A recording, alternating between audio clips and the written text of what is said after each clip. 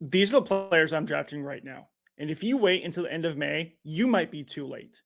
ADP is a moving landscape in Best Ball Mania 7 on Underdog. And there are a few guys that are just straight up mispriced.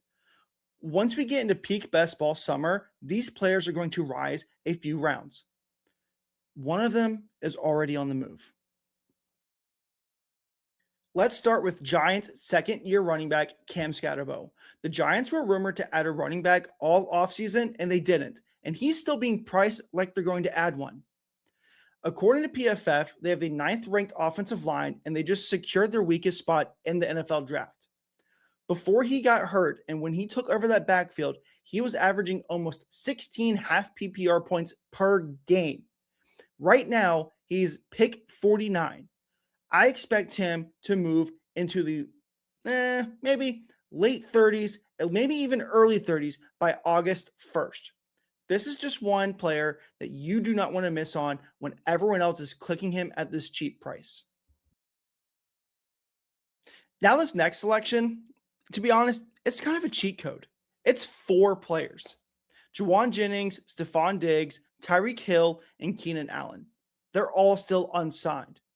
There's a few wide receiver needy teams like the Raiders and the Dolphins where these players would immediately become the wide receiver one on that team and command heavy targets. Right now, they're going later, all later than 150, and would immediately bump up at least 2 or 3 rounds when signed. This is just drafting ahead of the news. It is a super simple edge in best ball. Everyone always double counts whenever things happen. Travis Hunter at pick 159 just doesn't make sense to me.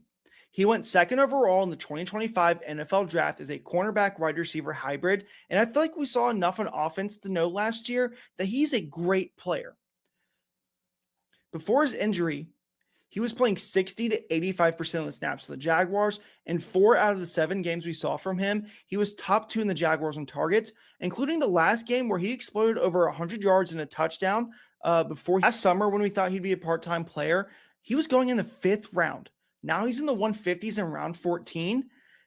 This is a player who has 20-point upside on any given week, being drafted around players who might not even reach 10 points this year. Go ahead and draft Travis Hunter now before it's too late when we start hearing in training camp, oh, he is taking wide receiver snaps.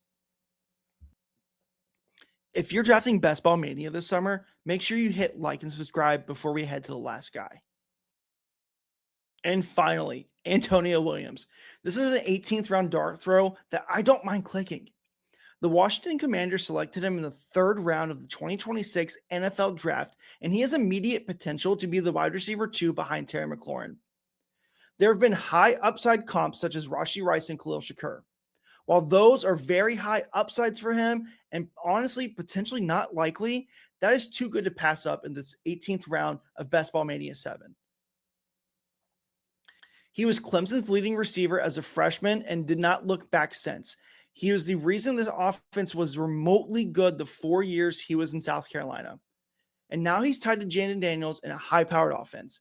If this role sticks, this price tag is just too cheap to pass up. These are the type of bets you want to make early in Best Ball Mania before ADP catches up. Because in a couple of weeks, these players will not be in these spots anymore, especially in July when training camp starts. There's buzz around these players and they start moving up draft boards. Go get them now.